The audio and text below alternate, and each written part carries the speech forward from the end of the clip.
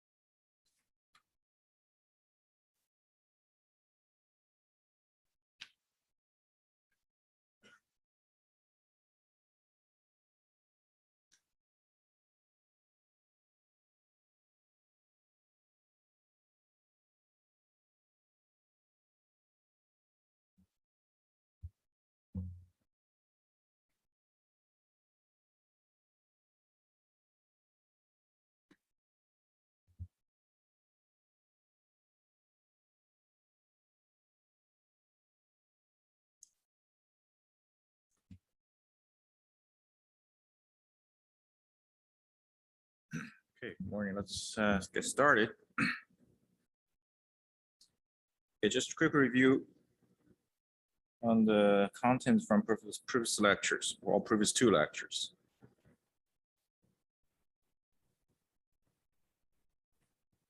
So what we focused on is how to solve ordinary differential equation using Laplace transform. And this diagram shows the typical procedure. So essentially, if you go through the time domain, then you can directly solve in time domain and you get y of t. But now we're taking a detour. First, we take a Laplace transform both sides of the ordinary differential equation, and we obtain the Laplace, the output expression, y of s. Then we decompose this y of s into what we call simple terms. Simple term means terms that's the simplest that you can find from the table of Laplace transform. And then using the table to find the inverse of its Laplace transform, then you get y of t. Right? So that's a detour. And it looks like maybe more procedures get involved. However, for some situations, it's actually probably much easier than directly through the time domain. So that's the advantage. And we covered 2 different cases. The first case is started basically from here. How do you decompose this y of s into the simplest form? The first case, if the y of s contains so-called simple poles, or we sometimes call real distinct poles. So the poles that are here real. Poles means when you set to the denominator to be 0, whatever solution to the denominator is called poles. If that's the case, then you can decompose it into small fractions. Each one of these fractions are the simplest form they can find from the table of Laplace. There's a formula that you can use to find the constants k1, k2, or kn associated with each fraction. And that's the formula. You could also use comparing coefficients to solve for each one of the constants. So that's case 1. Once you get this step, then you take an inverse Laplace. Each one of these basically is e to the power negative pt. Right? So that's simplest you can get. Second case is a little bit tricky. So that's when the denominator contains complex conjugated roots. So we use an example to illustrate this case number 2. So the example here is a second order differential equation with initial condition listed here, which are 0 in this question. So you take a Laplace transform and you get an expression for y of s, which looks like this. So now the question is, right now, since we know there's case number 2, so you're going to have to do one step of checking before you proceed. Essentially is, what is the solution to this quadratic s expression, s squared plus as plus 5? Does it have a real solution or does it have complex conjugate solution? Okay. And this, you can test it. Apparently, you're going to get a pair of complex conjugate roots. Then you cannot decompose. Okay, you cannot decompose into a factor A times factor B, right? So we have to leave it as it is. Then the next step, when you decompose it into the so-called simplest form, okay, so you can certainly have a term associated with this 1 plus 3 fraction. And the other one, okay, so this is where you have to be clear. So this needs to be bs plus c on the top, and then you keep the s squared plus as plus 25 as it is.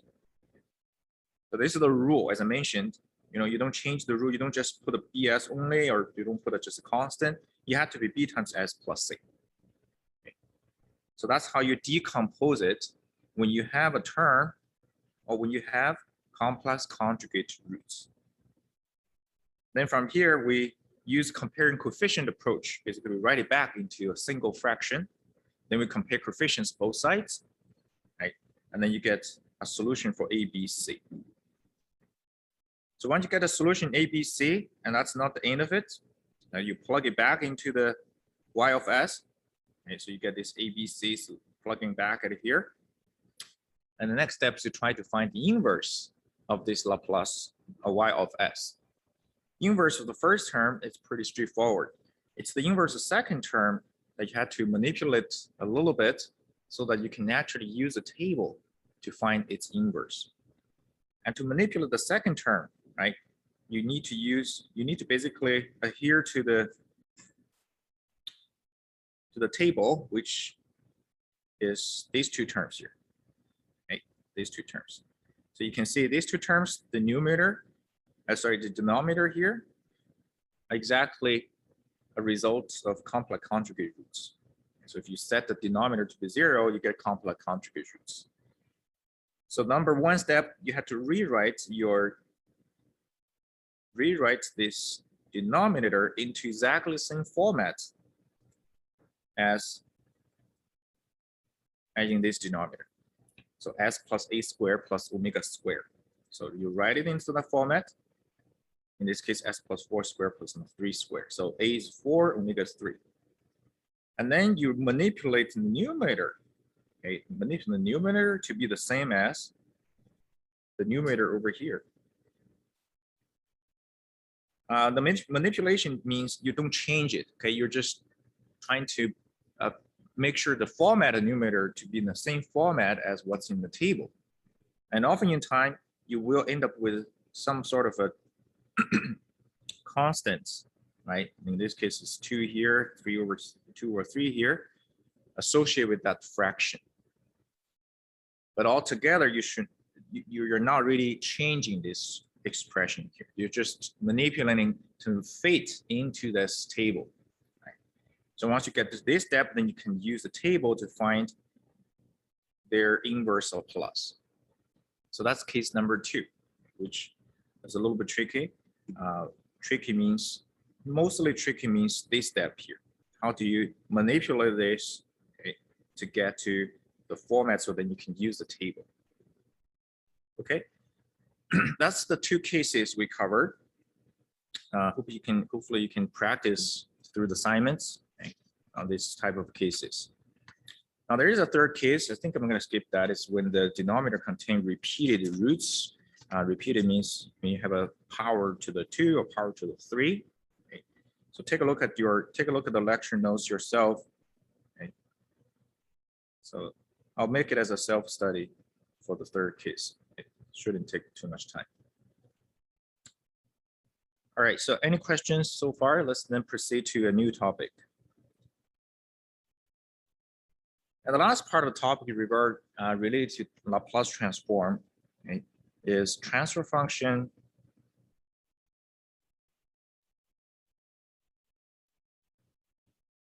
and impulse response. So we're sort of getting back to this impulse response now. But then let's now first introduce a concept called transfer function.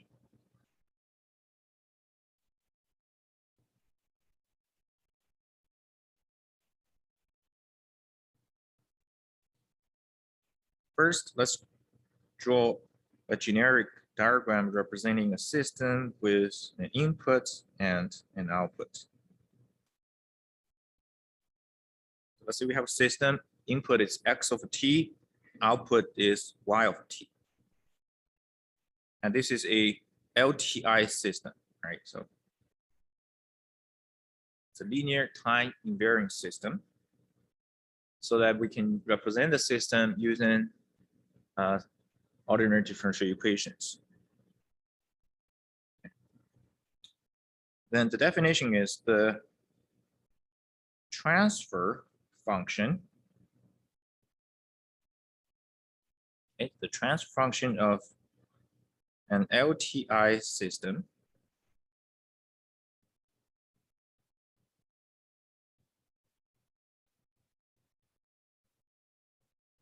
is defined as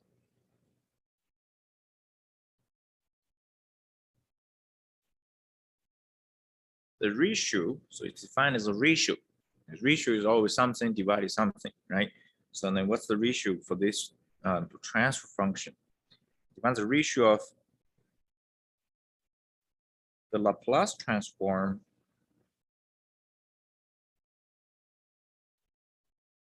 of system outputs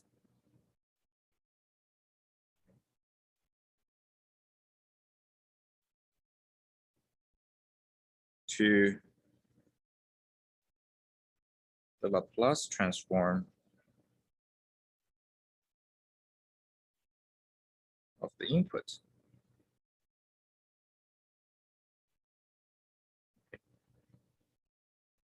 So there's something divided something. Ratio, this is the numerator, and this is the denominator. Okay. So that's the definition of a transfer function. So let's read it again. Transfer function in LTI system defined as the ratio of the Laplace transform the system output. And this is the output here. And Laplace transform system output, if you take Laplace transform output and you get its Laplace transform y of s. If you take Laplace transform input and you get Laplace transform capital X of s for the input. Okay. Now then the ratio basically means you use y of s divided by capital F of s. Okay. So before I write down the final formula here, okay, there's one more. I'll write it in red. I find often time people neglect this, the last part of sentence, which is actually kind of important sentence, which is you assume that all initial conditions are 0. Okay. So this last assumption is kind of important because if you want to derive for Laplace transfer function, okay, then you had to assume all of the initial conditions to be 0. Okay, so you'll see why that's relevant. But overall, right, as you can see, according to the definition, so you're looking at is the ratio between y of s and x of s. And if you define this ratio, which is the Laplace of the output over Laplace of the input, then you get the so-called transfer function. So this is called the transfer function. This is also can probably more precisely we see transfer function of the system. Okay. Then conventionally, you define it as h of s. So capital H of s as the transfer function of the system. So we use capital H as a convention. As you can see, actually next, the inverse of this capital H of s is actually the impulse response. So obviously we'll see to that.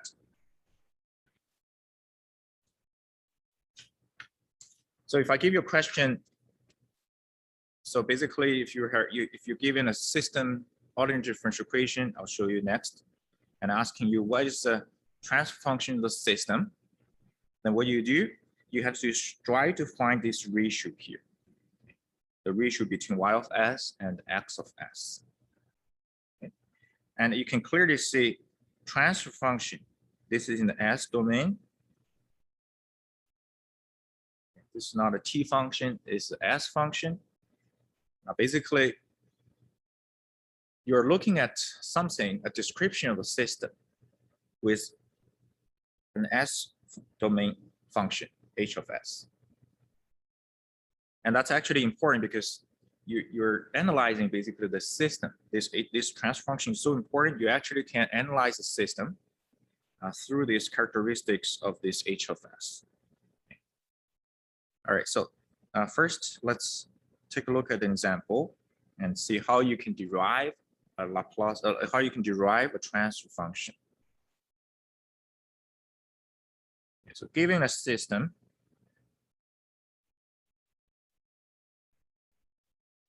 which is described by the following ordinary differential equation.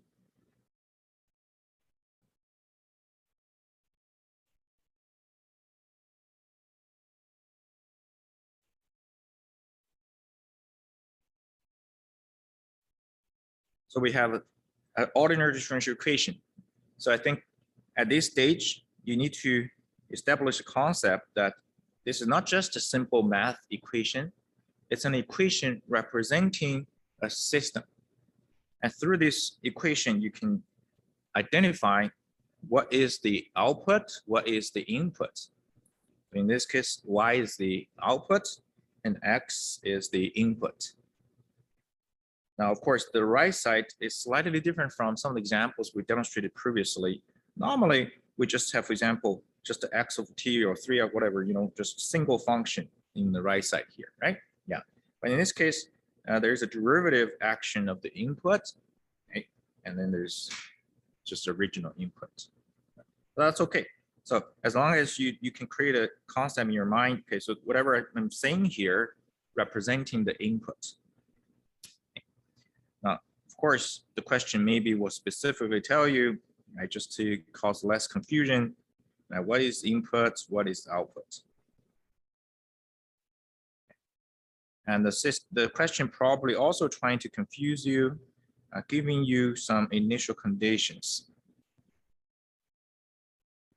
Then the next question is, what is the transfer function? So transfer function of the system, h of s equal to what? Okay. And of course, you write the h of s before you can start it. You need to formulate in your mind. You should print it. Okay, h of s is a ratio between the output Laplace over the input Laplace. Now, if the question used a different symbol for the input, instead of x, if some other symbol, you just change the symbol to the corresponding actual symbol question. So how do I get this ratio? Right? To get this ratio, the typical procedure for LTI systems, you take a Laplace transform of both sides of the equation. So take Laplace of both sides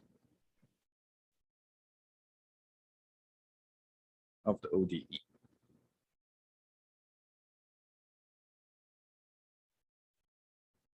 So to be clear, right? So this is the step that you have to be very clear. So how do I get this ratio?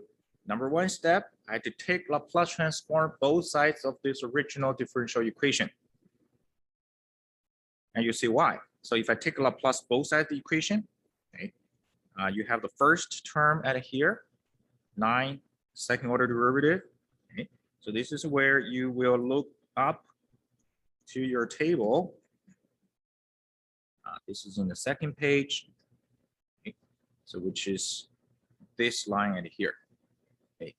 The Laplace transform of any second order derivative of function should be given as this result. Okay. Yeah.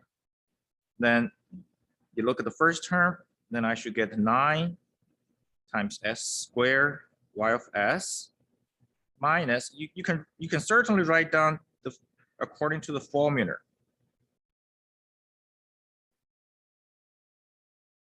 Okay. So you don't have to do anything yet. You just literally rewrite it according to the formula sheet. And then second Laplace transform second term, 12 dy over dt. It's s times y of s, and then minus y of 0.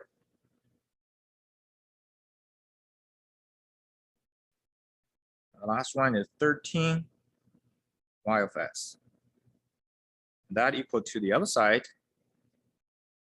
Right side here, Laplace transform 2 times s capital X of s minus x of 0, and plus 2 times capital X of s. 3. Okay, so this is the results after you apply the properties of Laplace transform.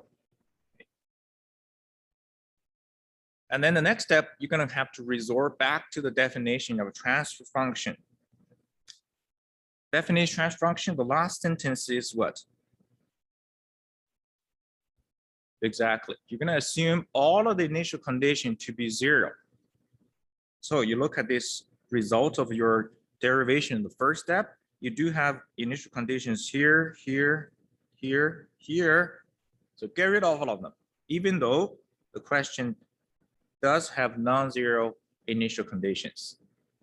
But you're looking for Laplace, you're looking for transfer function. So according to definition, you have to assume all of the initial conditions to be 0. And that's a very common mistake I've seen during exam question. So students just keep writing with initial conditions, kept in this expression until they get until they cannot get a ratio between y of s and x of s. Okay. So once you get rid of all of this, as you can clearly see on the left side, you got common factor y of s. On the right side, you also got common factor x of s. Then you can take out all the common factor y of s on the right side, on the left side, and take out the common factor x of s on the right side.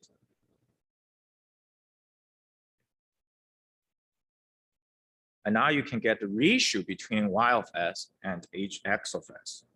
So then Laplace the transfer function, which is defined as ratio between y of s and x of s, is equal to 3s plus 3 over 9s squared plus 12s plus 13.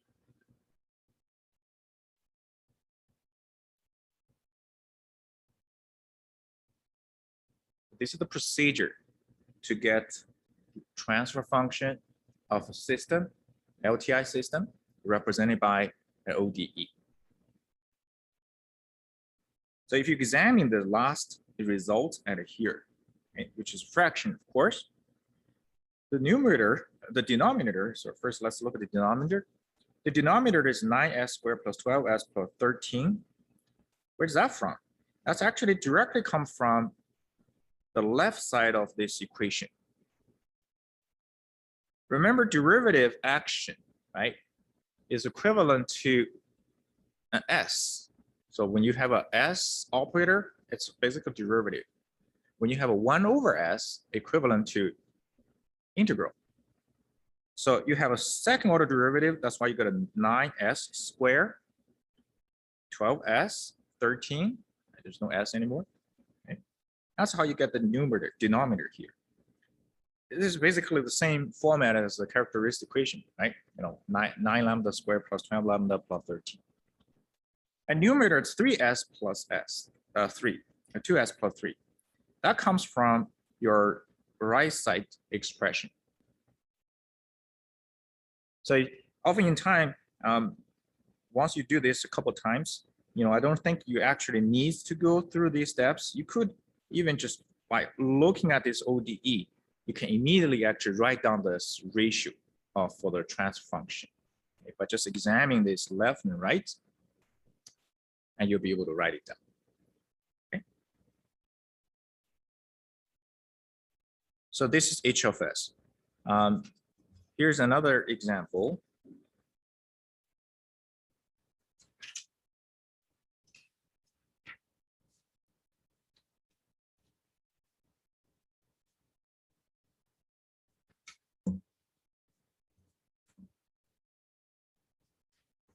Let's look at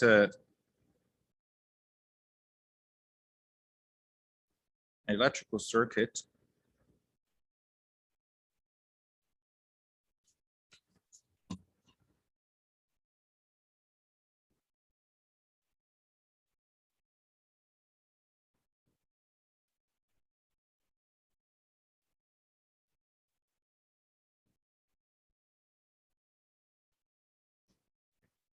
RLC circuit.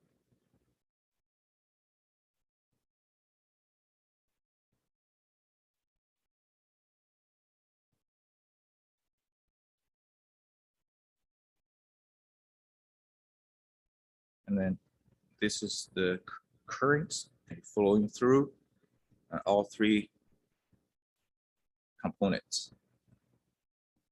Now, if you look at the lecture notes for the modeling, you can certainly apply Kirchhoff voltage law or current law, okay, to derive the system relationships, okay, between the input and output. In this case, this is the input. Okay. We can call this is output. But sometimes you can also call the current flowing through this capacitor as the output. Okay. But it doesn't matter. Okay. So in this case, you can establish, okay, two equations. The first equation using KVL law, okay, you get the current drop over the current drop over the inductor is LdI over dt. The voltage drop, the voltage drop over the resistor is R times I, and the voltage drop over the capacitor is 1 over C. Integration of this I dt. Overall, when you add them up, then you should equal to the inputs VI of t. That's KVL law. When you add voltage drop across all three components, and you get this input VI of t. At the same time, your output voltage VO of t, okay, you know that it's related to the current across the capacitor as this. So basically, this is VO of t at here. Good. All right, so now let's see. You're interested to find out what will be the transfer function for the system. So you can see I'm looking at is the ratio between the Laplace of the output over the ratio of the Laplace of the input. That's what we're interested to find it out. So how do I find it out? We use exactly the same approach. It's a little bit different because there are two equations got involved at here, but it's not that complicated. So we're going to take Laplace first. We take a Laplace transform of both sides of these two equations. So there are two equations that are here. So I'm going to take Laplace transform both equations. Okay. Then Laplace transform the first equation, okay, using, right, when you take, because you're looking for it's a Laplace, it's the transfer function. Again, you can apply the assumption and all of the initial conditions to be 0. So Laplace transform derivative term may involve initial condition, but then you don't have to worry about it. You can let it go to equal to 0. So the Laplace transform the first term was simply as Ls times capital I of S. The second one is R times I of S. And then third one, Laplace transform of this integral. Laplace transform the integral. So what should that be? Remember what I just said? Integral corresponding to what? 1 over s. Right. So you have a 1 over s set here multiplied by I of s. See here, this derivative, right? It's s times I of s. So integral will be this. Overall, that equal to your VI capital V of s. The second one, VO of s equal to 1 over c, 1 over s capital I of s. So now with these two together, and you can actually derive the ratio between VO of s over VI of s. So you got two equations that are here. And you can substitute basically the I of s with VO of s into the first equation. You see I of s equal to CS times VO of s. So just put it into all of the equations there. And you get to practice yourself, you get a solution for the transfer function. Look like this. So 1 over LCS squared plus RCS plus 1. This is the transfer function between the input-output for RLC circuit.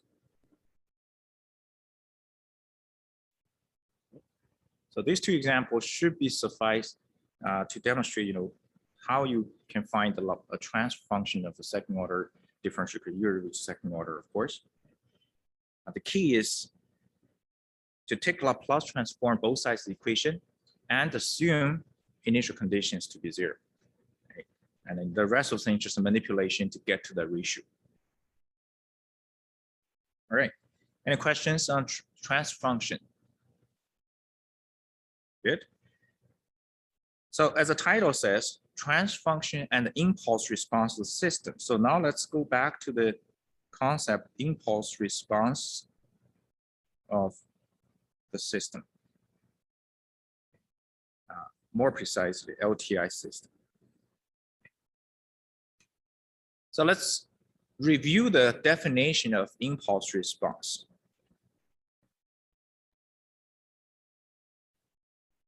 So definition of impulse response, this is just review, right? Nothing new in here.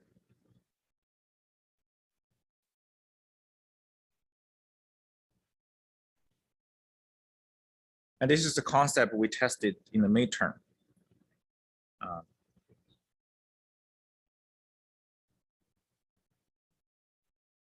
When the input of a system is impulse signal. Okay? It's impulse signal. So maybe let's illustrate with the same diagram that here. I have an input to the system called x of t, and also have input to output to system called y of t. I mean, x of t is a generic symbol, so you can replace the input with any signal. Unit step input, impulse input, or sinusoidal input, right? Or exponential input, anything you can replace over here, right? Yeah. Now, when the input to system is impulse signal, so meaning x of t equal to the delta t. Right? So that's delta t is a symbol for our impulse signal. Then the corresponding output, y of t, is called impulse response. And we use h of t to represent impulse response. So the wording response is equivalent to output. So system output something, meaning the system responded to the corresponding input. So this time, the system responded to the input signal, impulse signal. and we call it impulse response. Right? So it's as simple as that. Okay, so now let's relate this definition. Okay, relate this definition with transfer function that we have just derived. All right, so now it's a recall transfer function.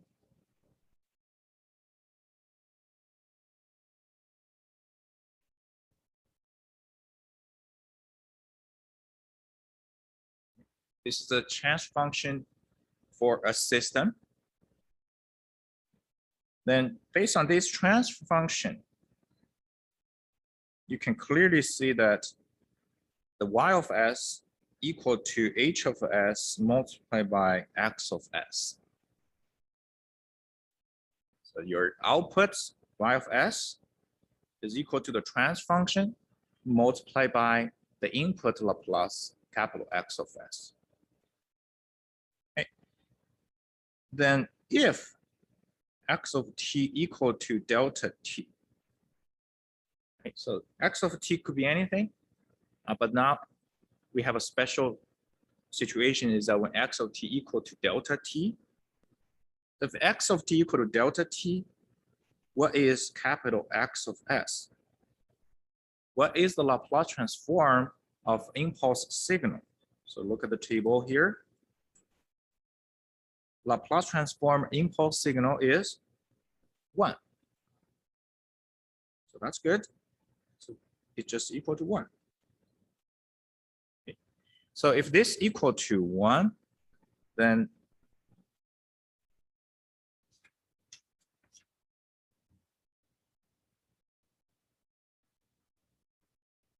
y of s, according to the expression, so y of s becomes what? Becomes just h of s. This only, of course, this is only true when your input is impulse signal. So your y of s is h of s.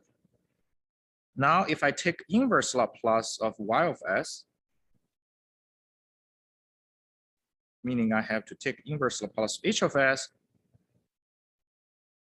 inverse capital Y of s give you back the output. And the inverse of h of s will give you another time function, which is h of t. And h of t basically is the impulse response, right?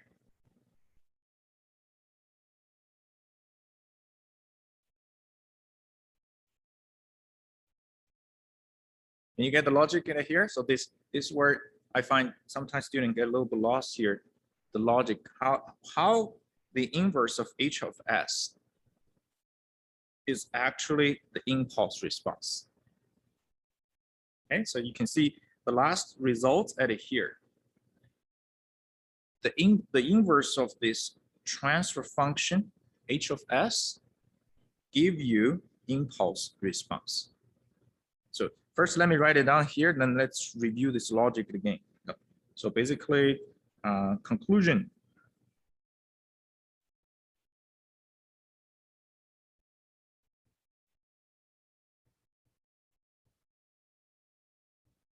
Impulse response of the system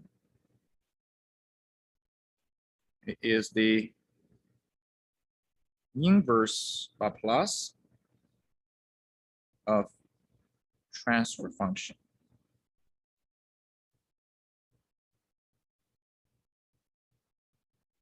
So this is a conclusion in here.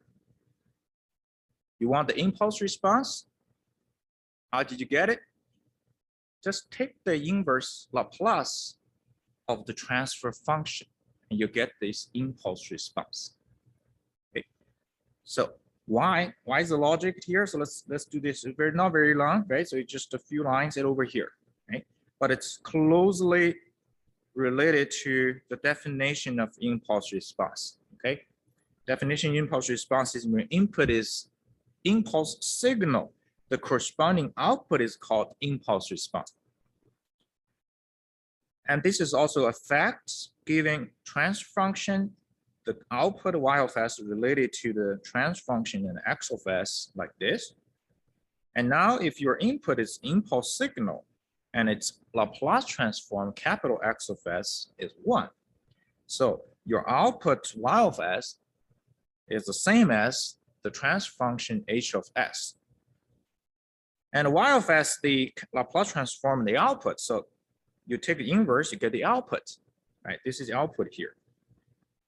And what is the output? Right now, this is the output corresponding to what kind of input? This is the output corresponding to an input of a impulse signal.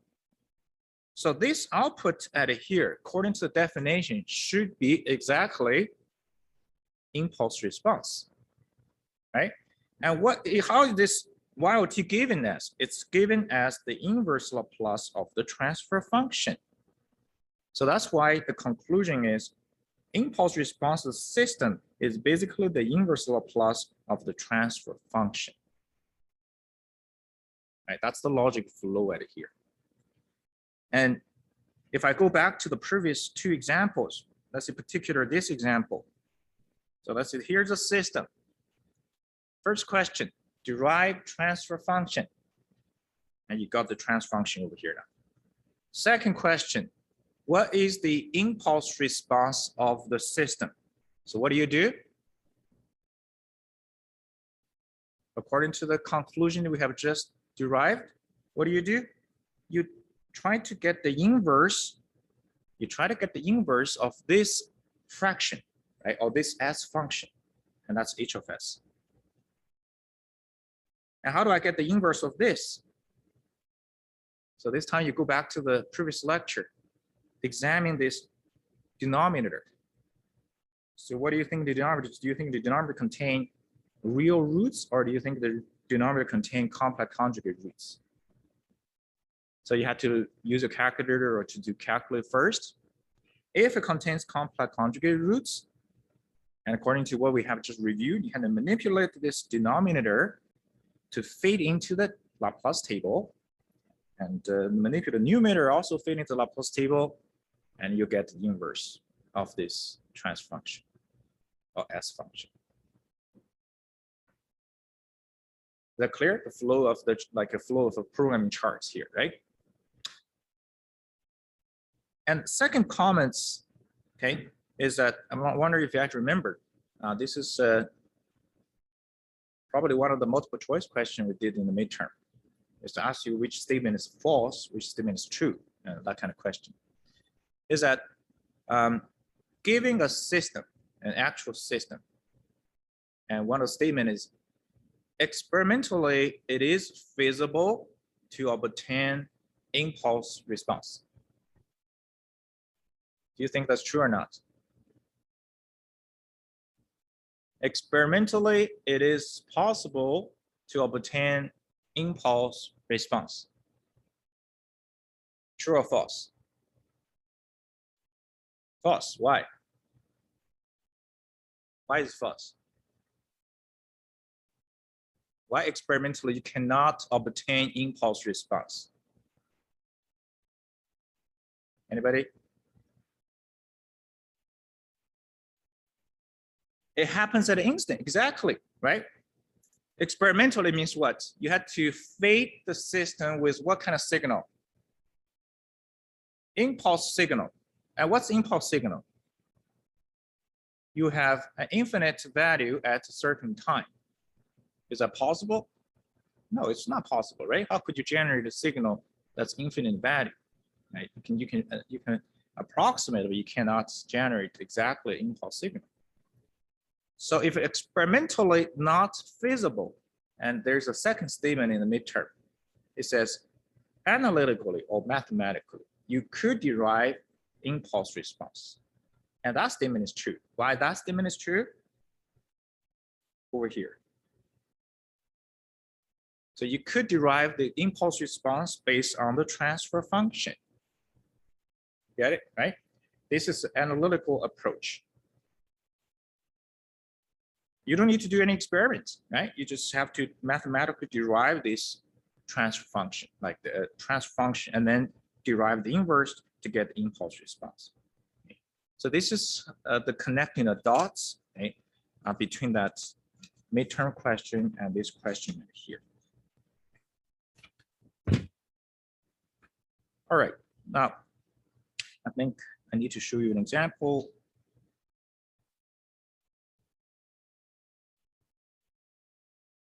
I may not be able to finish the example.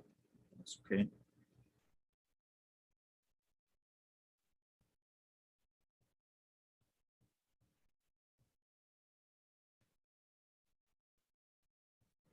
So you have a mass spring damper system.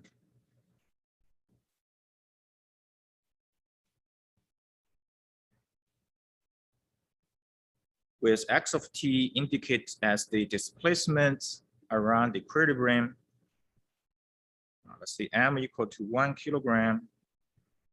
Damping ratio equal, damping constant equal to 4 Newton as seconds over m meter. Spring constant 5 Newton per meter. Initial condition x of 0 is 0. X dot 0 is 2 meter per second.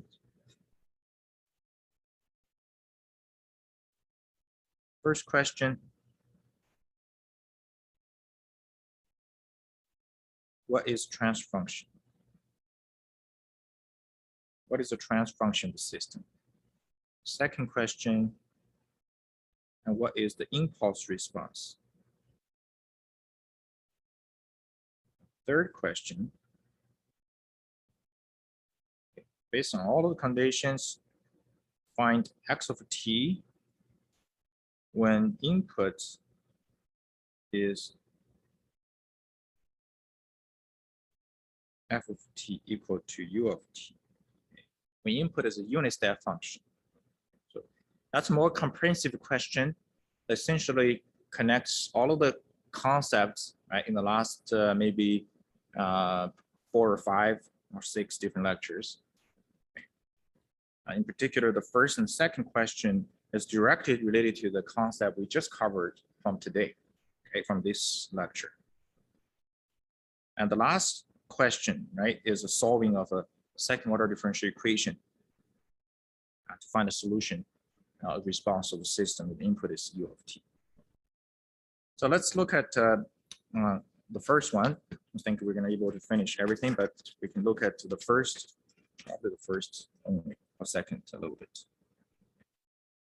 All right, so solution. First one, transfer function. Now, in order to get a transfer function, you have to be able to write down the second order differential equation, right? Modeling this mass spring damper system. And I think we have done this quite a bit. It's quite straightforward, as a matter of fact. There's only one external force. There's only one mass. So the model for the system is just mx double dot plus bx dot plus kx equal to the input yf of t. It's equivalent to write it as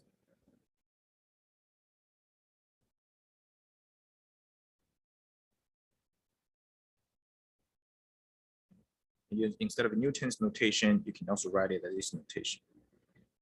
So now I'm substituting all the system parameters into this second order for m equal to 1, b equal to 4, and k equal to 5. So we get dx squared dx power 2 over dt squared, 4 dx over dt plus 5x equal to f of t. Okay. Laplace, take a Laplace transform both sides, because this question, first part of the question, looking for transfer function. All right, so take Laplace of both sides. And you apply the properties, but when you apply the properties, make sure you assume all of the initial conditions to be 0.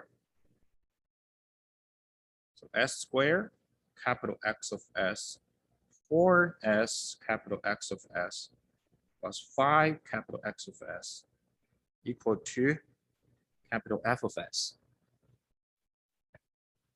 Now, a common mistake is that a lot of students at this stage will ask, what is f of t? Should I plug u of t over here? Okay. The answer is absolutely no, because you're not looking for the solution here. You're only looking for a ratio. Remember, it's a transfer function. So transfer function meaning you're looking for the ratio between the output and input. Okay. So make sure you can identify the corresponding symbol for the output, corresponding symbol for the input. So right from here, you get the ratio. H of s equal to x of s over f of s, which is 1 over s squared plus 4s plus 5. There you go. So that's transfer function for this mass spring damper system. Okay. So I'm going to stop here. Then the next second question is the impulse response. So basically, you are going to calculate the inverse of this transfer function right from the answer of the question 1. Okay. So we'll look at this next lecture.